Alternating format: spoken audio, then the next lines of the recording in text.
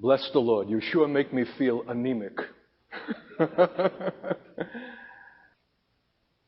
pastor didn't say it, but I'm a Jewish brother. For whatever that's worth.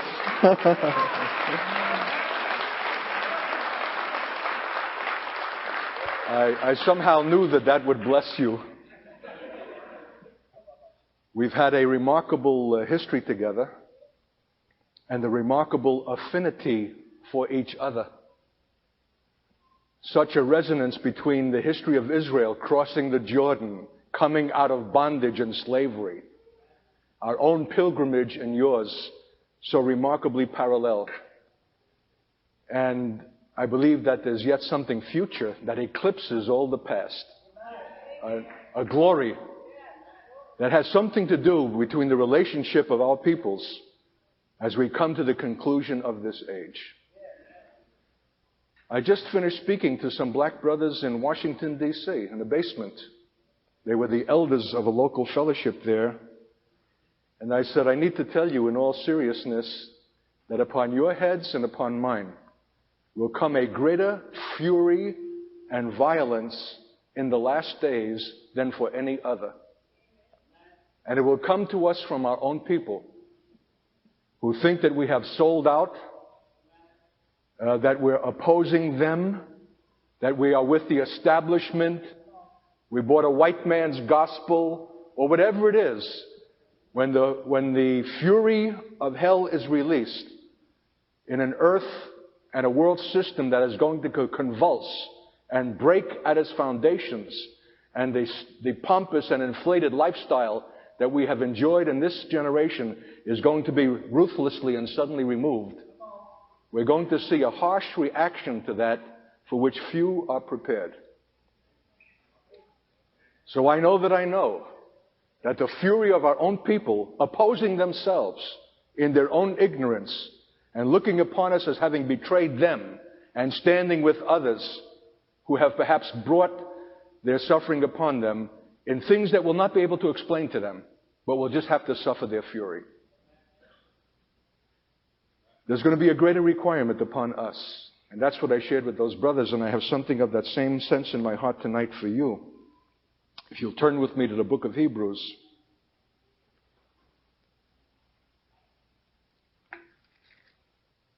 In the wonderful chapter on faith, chapter 11. All the great heroes of the faith with whom we are in an unbroken continuum.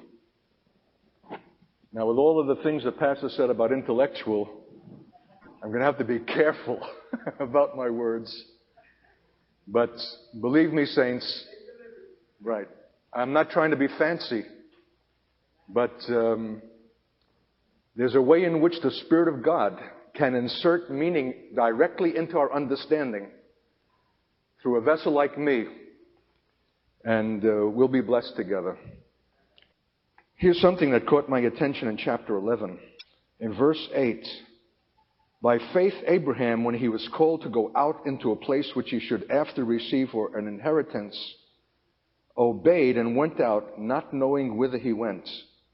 By faith he sojourned in the land of promise as in a strange country, dwelling in tabernacles with Isaac and Jacob, the heirs with him of the same promise, for he looked for a city which hath foundations, whose builder and maker is God.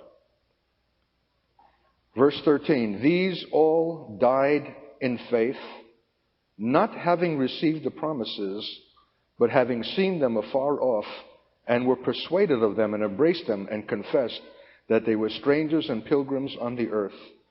For they that say such things declare plainly that they seek a country, and truly, if they had been mindful of that country from whence they came out, they might have had opportunity to have returned. But now they desire a better country, that is a heavenly, wherefore God is not ashamed to be called their God, for he has prepared for them a city. The chapter ends about describing this roll call of great saints as being of a kind, in verse 38, of whom the world was not worthy. They wandered in deserts and in mountains and in dens and caves of the earth. And these all, having obtained a good report through faith, received not the promise, God having provided some better thing for us, that they without us should not be made perfect. Here's what I want to draw to your attention. These all, in verse 13, died in faith, not having received the promises. Verse 39, and these all, having obtained a good report through faith, received not the promise. Have you ever stopped at that?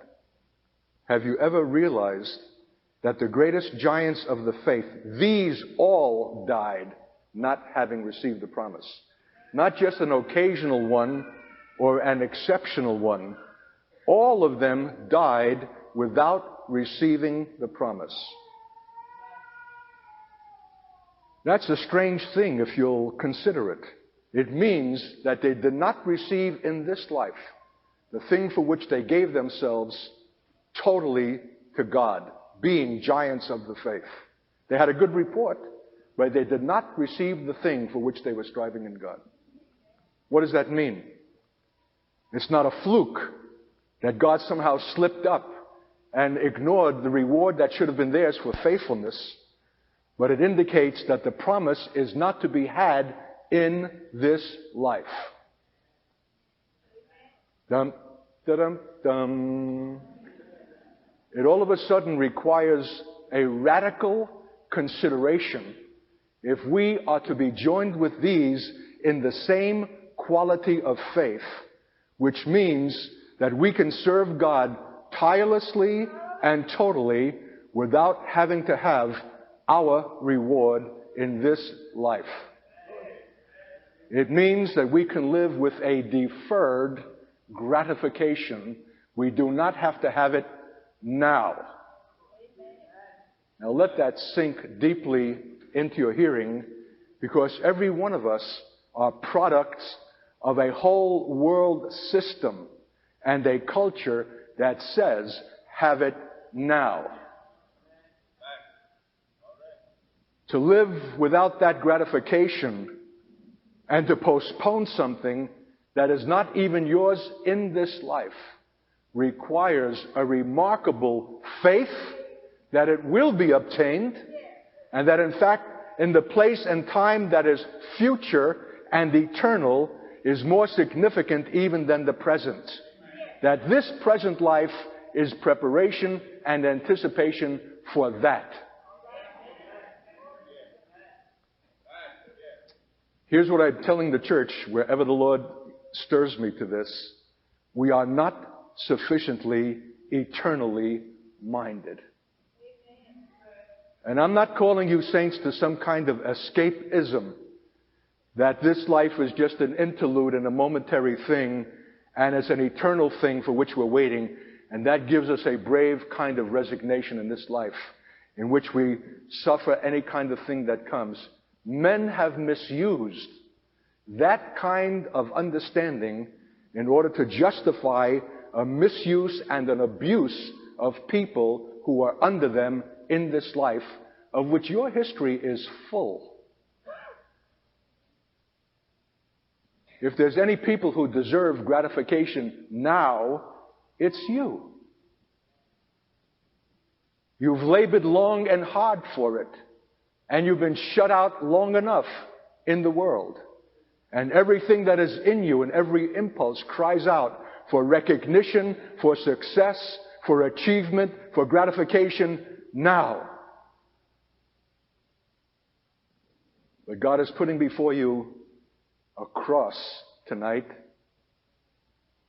of a voluntary yielding up of any desire for the gratification to be had now, for something to be deferred later and after he received the inheritance. And that's not something by which now you should fall asleep and fold your hands, but that the contemplation of the reward is so real for you, so vivid, that it affects your present life powerfully. God has called us to be strangers, pilgrims, and sojourners in the world. A strange people who march by another beat We're not moved by the world and its rewards. We can move through it like giants among the world of pygmies. We are indifferent. We can't be suckered out. We can't be wooed and seduced by honorary doctorates. We would rather be joined with this roll call of the saints than any reward that men can bestow presently.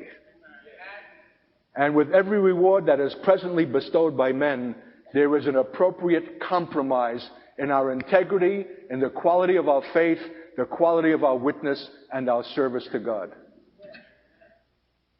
The last thing that God would want to see is that you should become some kind of successful black Pentecostal Christian culture. He has a much higher intention than that for you, so much so that I believe that we are tonight encircled about by a cloud of invisible witnesses of whom the world was not worthy. And we are in an unbroken continuum with them from the beginning of the holy apostolic prophetic faith right through to the end. Despite every appeal to move us off that course and to bring us into some sideline that would guarantee us success and attention and attraction, and look how we've made it, we will turn a deaf ear to every such seduction and look with a single eye to the reward and the inheritance and the fulfillment of the promise that is received after.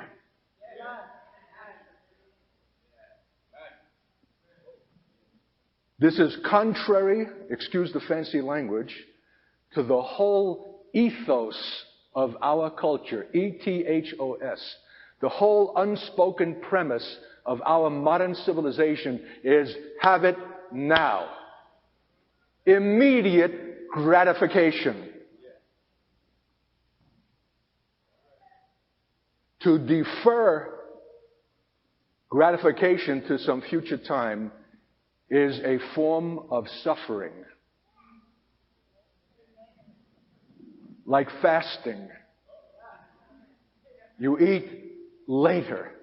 You eat after.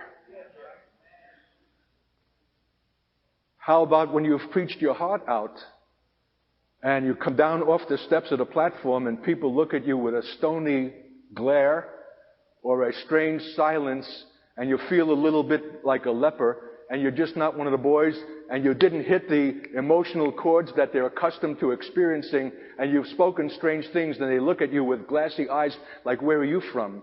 And you've got to eat that. When everything in you that's human wants to be applauded, wants to be congratulated, wants to have your back slapped, and say, boy, that was great. And I'll tell you, if we are still alive to that kind of gratification, we will please to preach men and not God.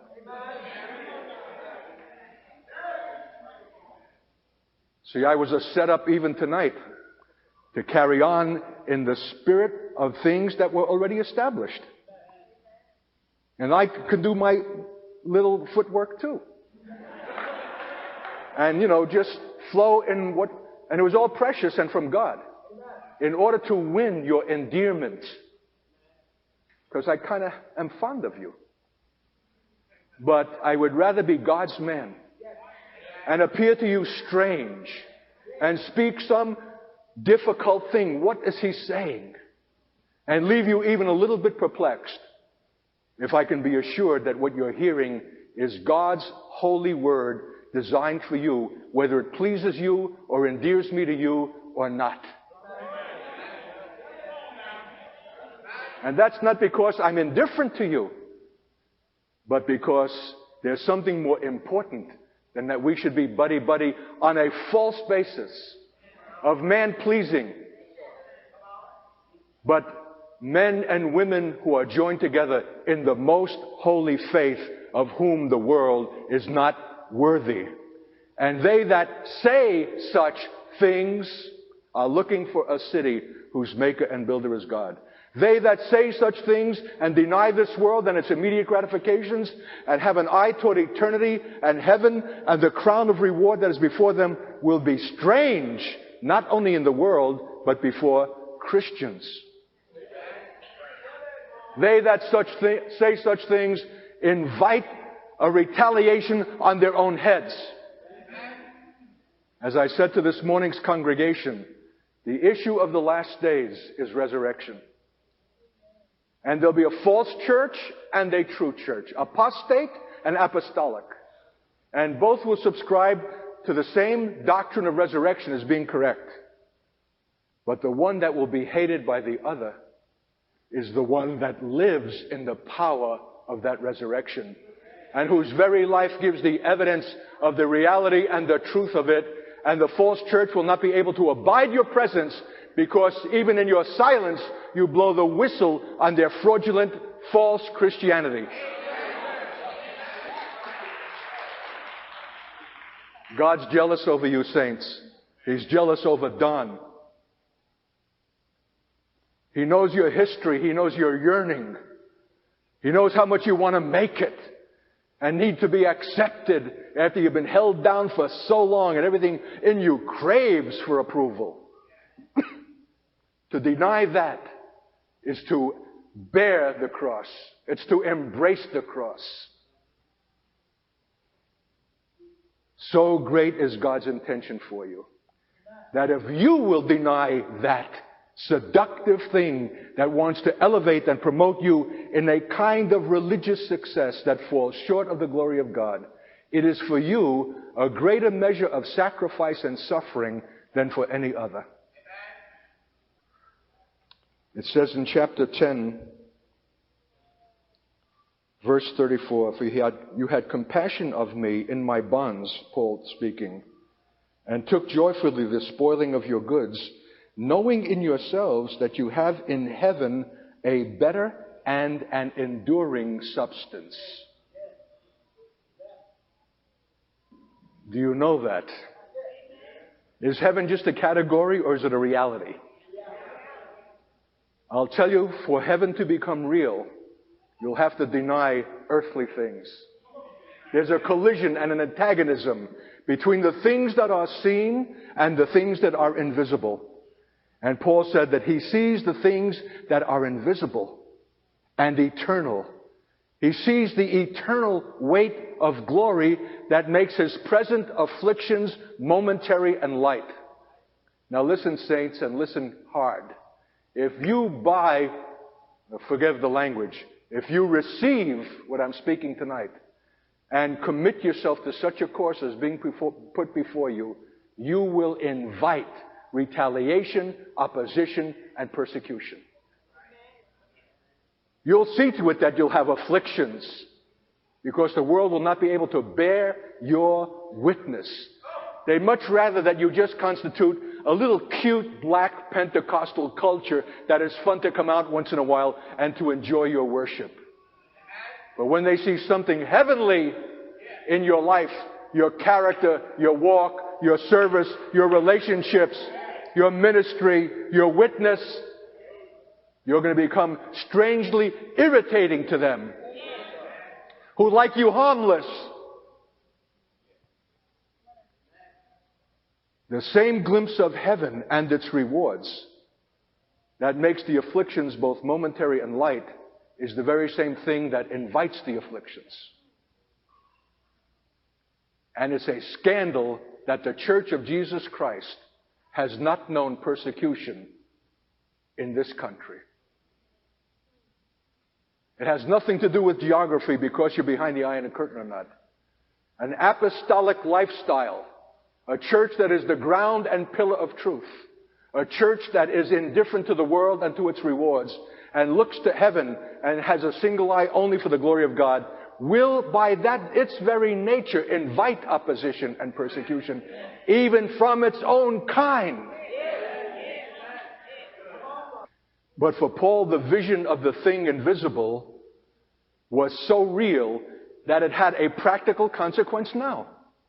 See, this is what makes us strange. Eternity doesn't take place after we die. God intends that we bring eternity into time now. We're eternally minded now.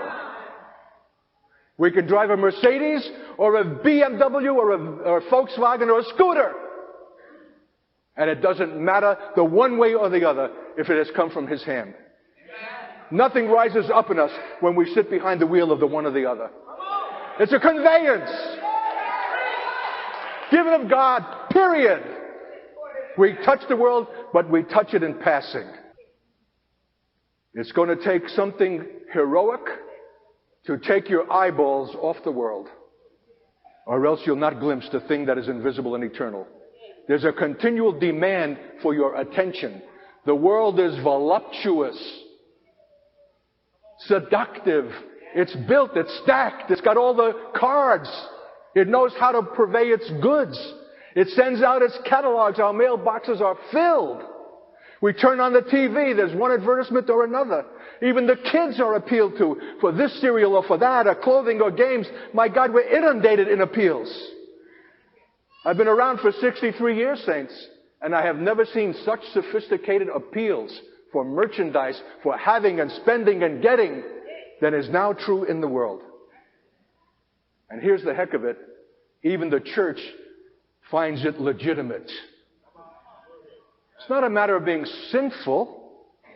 It's a matter of living an austere, simple, apostolic lifestyle. Just because we can afford to indulge those things is not the justification to enjoy them. But it requires an heroic resistance to the things that we don't need, because we want to keep our eyes single and suffused with heaven and the God of heaven.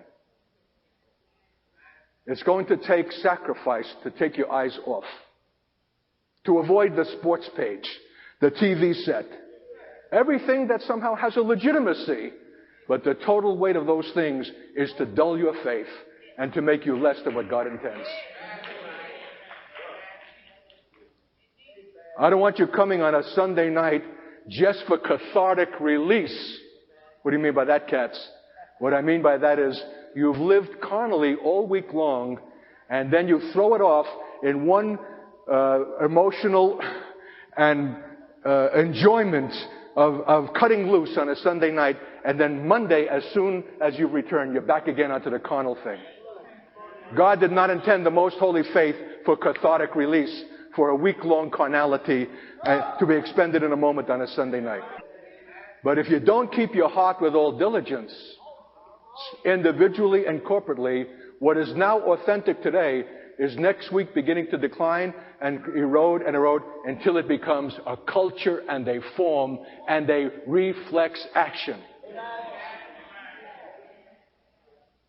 God is crying out for authenticity. And I'll tell you, to be authentic in a world that's phony is painful, suffering, and sacrifice. Knowing in yourselves, not just in your mind, not just as a piece of doctrine to which you give appropriate approval, knowing in yourselves, in your gut, in the inner man, where you really live, there's a deep, abiding awareness that heaven eclipses anything that is present, and that this life is preparation for that endless, eternal union with God and the ruling and reigning with Him in His millennial kingdom over His creation. Don't think you're going to be sitting on a cloud plucking a harp. There are profound administrative functions of His kingdom waiting for those who will replace the displaced angelic beings who have usurped and misruled and become the gods of this age and will be cast out of heaven, and their vacancies need to be fulfilled by a people prepared, who are mature and able. God takes us off of dung heaps that we might sit with princes. Our Christianity is more than Sunday culture. It's a preparation for an eternal destiny. And God will have the eternal praise that former drug addicts, winos, sensualists, Jewish rebels are with Him now in the meekness of the Lamb and in the character of God, serving to bring the benevolence of His kingdom over His creation. Because the government of God is not shuffling papers. It's not bureaucracy as men do it. It's the bringing of the wisdom and the righteousness of God and teaching men how to live according to His divine principles on earth. We will ascend and descend upon the Son of God and be sent for special missions. Some will rule 10 cities and some 5. And it will be exactly proportionate to the reward earned in this life. Don't think we'll all have the same crown. Some of us who want to play it safe and want to play it cozy and just be regular Christians will be crownless. You're not going to hell, but you're not going to be in proximity to the radiant Son of God at His throne. You wouldn't be able to bear the intensity of that light. I want you to be suffused with heaven, to take heaven into your spirit. It's not a cop-out. It's not some hokey kind of thing that we can wait to consider after we go. If we don't take it into our consideration now, we will enter eternity suffering loss. Knowing in yourselves that you have in heaven a better and an enduring substance that will not fade away. Cast not away, therefore, your confidence, which hath great recompense of reward. For you have need of patience, that after you have done the will of God, you might receive the promise. After. I don't know of any message more calculated to go over like a lead balloon than to encourage God's people to be mindful of that which comes after, as an inheritance to those who are faithful, who have a view toward the reward, and do not lose their confidence of the great recompense which is theirs. For you have need of patience, that after you have done the will of God, you might receive the promise. For yet a little while, and he that shall come will come and will not tarry. Now the just shall live by faith. Isn't that remarkable? The whole discussion has been about what comes after, the reward, the recompense for faithful service, and then you hear, now the just shall live by faith. Here's the strange thing to which we're called. We're called to be relevant now, to be significant now, to be an expression of God and His purpose and His will now. But we will never be that if we do not take the eternal future into our present consideration.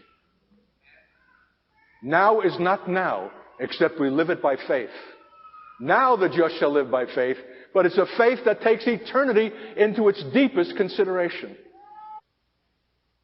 These all died in faith, chapter 11:13, not having received the promises, but having seen them afar off by the eye of the Spirit, and were persuaded of them, and embraced them, and confessed that they were strangers and pilgrims on the earth.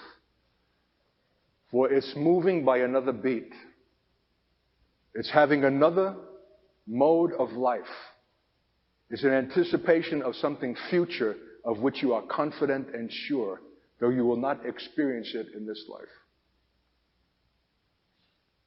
I've lived for so long, so poor, that I have not had to pay income taxes.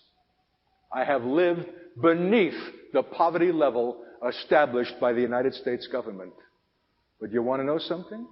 I've got treasure laid up in heaven, and I invite you now to visit me in my mansion.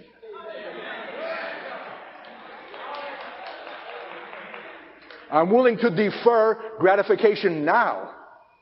And if any man had the earmarks and the qualifications for success now, it was Kid Katz.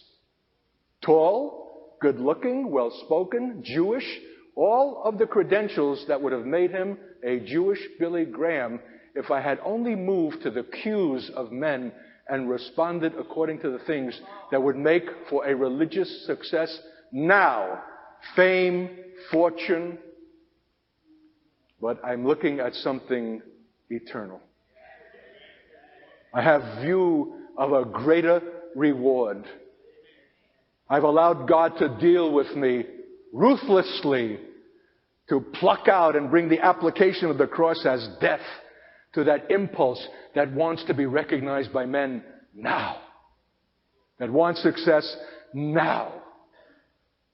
It's no easy thing to come out from the orbit of the earth and to be a citizen of heaven while you're yet in the earth. For there are two classes of people when the smoke clears at the end of the age. Those that dwell on the earth, whose hearts fail them for fear for the things that are coming upon the earth, and those who dwell in heaven, though they live also in Raleigh-Durham, North Carolina. Where your heart is, there is your treasure also. Paul said, my citizenship is in heaven. You know what the remarkable thing is? You would think that a heavenly minded man is no earthly good.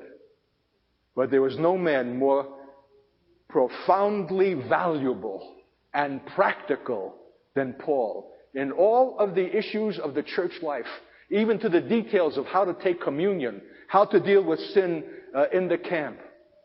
The nitty-gritty, nuts and bolts issues of the faith, Paul was right on. But he was a man from heaven. He had his citizenship in heaven. And that did not deter from his practicality on earth. It was the very fact that made him practical. The world says if you're heavenly minded, you know earthly good. It's a lie! Unless you're heavenly minded, you're no earthly good. Heaven, more heaven, ought to be the cry of God's people. You remember when Jesus spoke to Nicodemus, the ruler of the Jews? The epitome of Jewish religious ability, morality, ethics. I tell you, if there was no God, what Nicodemus represented was an ideal. But there was another man with whom he was in conversation who represented something altogether other than what Nicodemus was. He was the man from heaven, Jesus the Christ. And Nicodemus, the earthly man, asked earthly questions. We know that you come from God, for no man can do what you do except God be with him. And Jesus answered him from a heavenly place. Except you're born again of the Spirit, you cannot see the kingdom of God. Except you're born of spirit and water, you cannot enter the kingdom of God. And you say, what relationship does Jesus' answer have to Nicodemus' question? And the answer is nothing. And it doesn't have to. We are not obliged to give earthly answers to earthly questions. We're required to give heavenly answers, even if it leaves men bewildered. But are you in that kind of proximity to heaven? Or are you more earthly, thinking that if you quote John 3:16, you've discharged your duty? I'll tell you that if John 3:16 has not been inspired from heaven, you've missed it in an eternal moment, and you've given an earthly answer that has no heavenly value. We can't play this by the numbers. We can't be mechanical. It requires such a union with the God of heaven. Our thought, our hearts need to be in proximity to Him. You know how my day began today? I was in the holy place, 5 a.m., bowing before the Shekinah glory of God, before the mercy seat, between the wings of the cherubim and above the mercy seat. God has promised, there I will meet with you in communion and give unto you instruction for the sons of Israel. I said, Lord, I got a heavy day today. I'm speaking to a charismatic church in the morning and a black church at night. And who is sufficient for these things? I bow and prostrate myself before your holy presence. Infuse me with the Spirit of your glory. Commune with me in the holiest place of all, because a new and living way has been opened by the blood of Jesus and by His rent side, by which we have entree into the place where only the high priest in Old Testament times could come, but now is available for any one of us who are in the Melchizedek priesthood, who are in the image of the sons of God, who can come into the presence of God in a new and living way. God forbid that we should determine what we should speak out of our heads. That we should consult our concordance or determine, hey, what's appropriate? Let's see a black church. Let's see, they would probably go for this or that. Give them a little razzmatazz. Baloney. Hey, this isn't just a meeting. This is an eternal moment that will never come again. And so is our every moment, if you can see it as God sees it. And He wants those eternal moments suffused with heaven. Heavenly thought, heavenly expression. I don't know if some of you have anything to do with Jewish people in this area. They're waiting for something that they don't even know they're waiting for. That somehow the church has never been successful to communicate. No John 3:16 is going to do it, or that God has a plan for your life, or 4 spiritual laws. They're needing to see the light that lightens the Gentiles and the glory of the people of Israel. They're needing to see something more than a black Pentecostal culture. They think that that's cute. They need to see something that is beyond cute, that makes them clap their hands over their mouths or over their hearts and stop their speaking and say, very God is with them. They don't have my qualifications and my education and my background, but they've got something that I know is not to be obtained on the earth. It comes from heaven. Heaven, more heaven needs to be our cry. And it takes something to live in Raleigh-Durham and yet have our dwelling in heaven. Because Jesus blew Nicodemus' mind right out. He said, no man no man ascends up who has not first come down from heaven, even the Son of Man which is in heaven. Did you ever read that in John 3?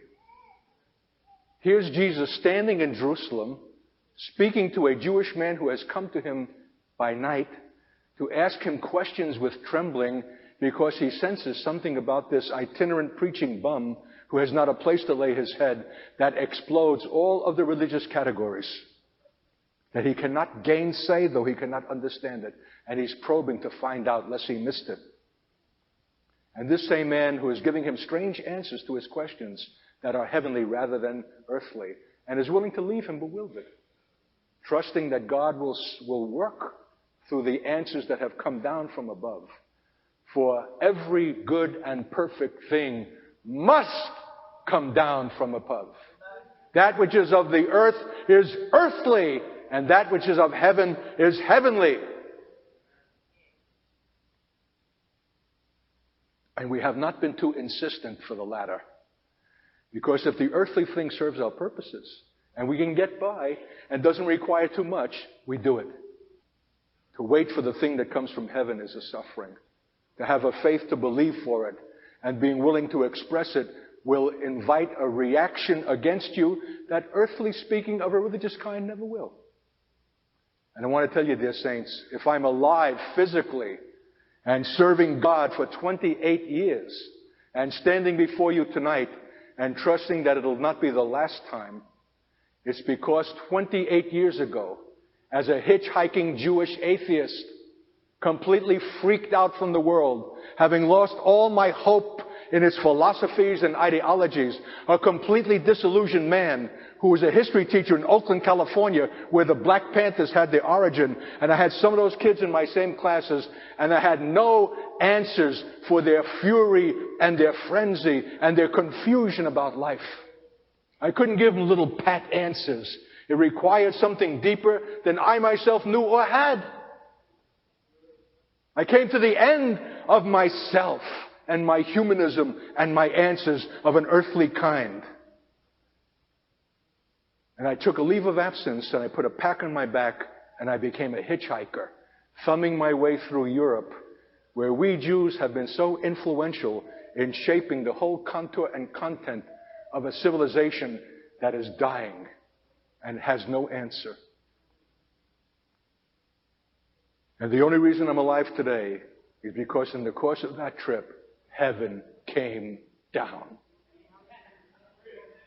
I was arrested in my tracks by a man who picked me up off the side of the road in a car and took me in Switzerland to a place to eat and heard my heart out and listened to me in a way that I had never been heard. And I spilled out to him all my guts, my frustration, my fury, of my hopelessness for the world.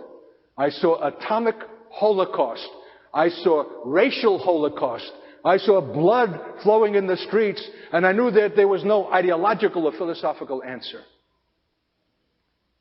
And this man, when I finished speaking that, looked at me and he said, Art, he said, do you know what it is the world needs?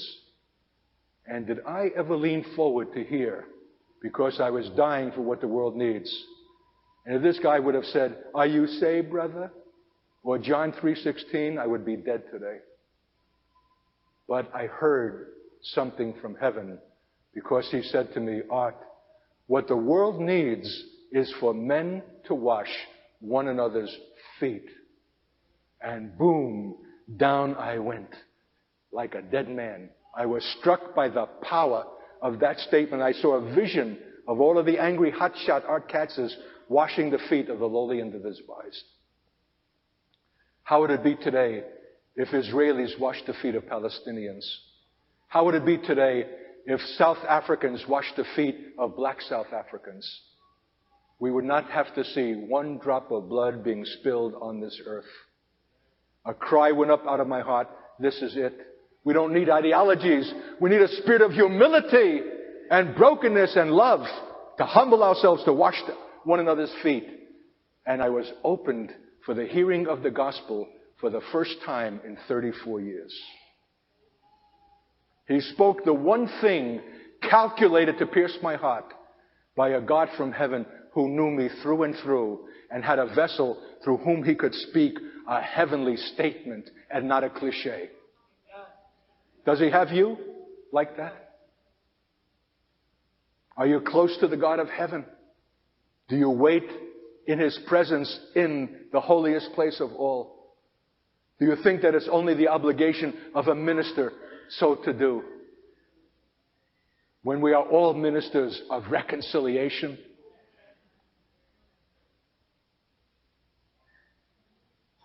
If we're going to speak from heaven and have heavenly thoughts and heavenly attitudes and desire heavenly rewards, we need to be more in communion with the God of heaven in a place that he has opened to us by the blood of the Lamb in a new and living way.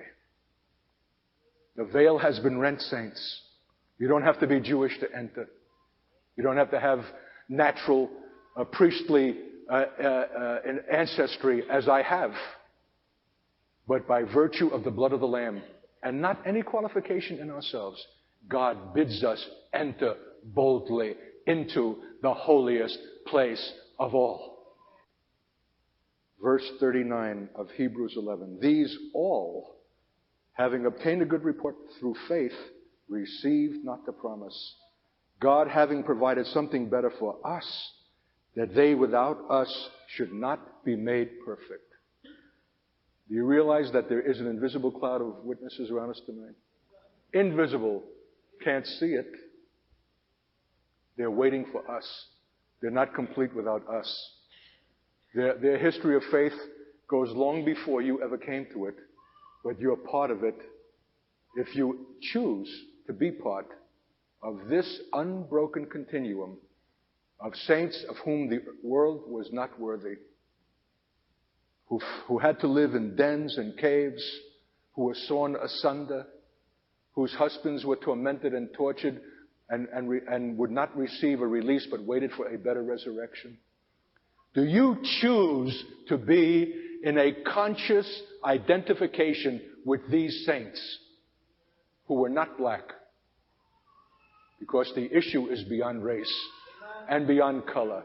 It's a deeper and a heavenly identification of the saints of the most holy faith who endured afflictions in the hope of the eternal reward.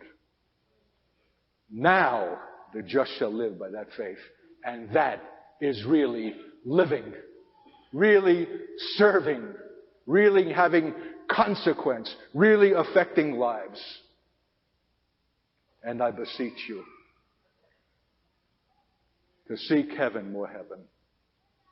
Even if it means ruthlessly turning your back on earthly things that are not necessarily sinful and are available, and you can financially afford them.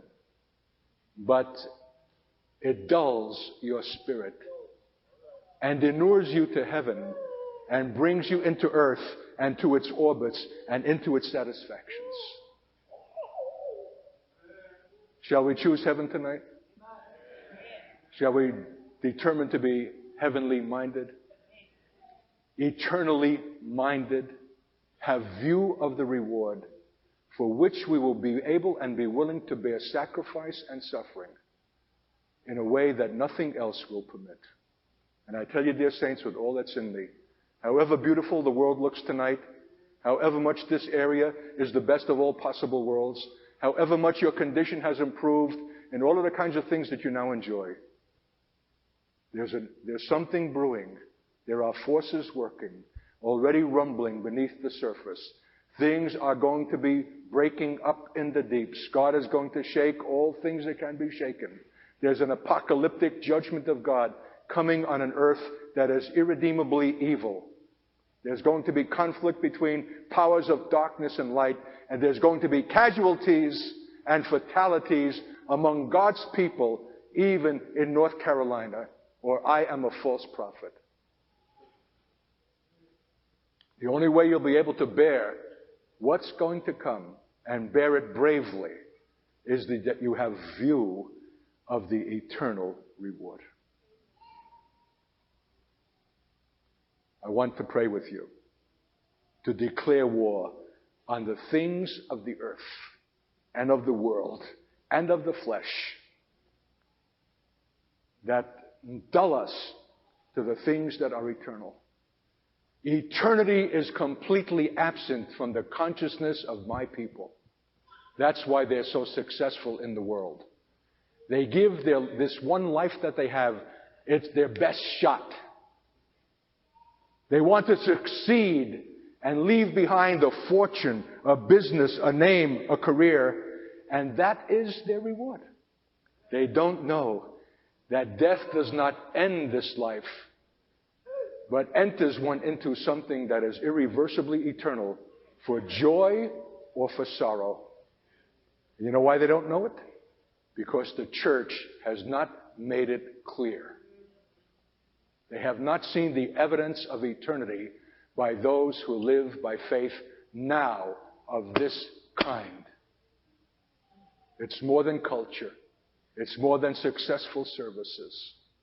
It's a whole dimension of the apostolic faith, for which there are saints that are invisible who are not complete without you, waiting for you to affirm that you see yourself in communion and continuation with them, and choose to be in that life and in that mode, even though it brings upon you the things that they have experienced that made them to flee in dens and caves and rocks and be sawn asunder. It takes faith to hear this, to believe this, and to choose this. They that desire such things say that they are pilgrims, strangers, and sojourners in the world. Because if they want, they have opportunity to return. But they that say such things, for them there is a heavenly city and a reward, for God is not ashamed to call them His people. Let's pray.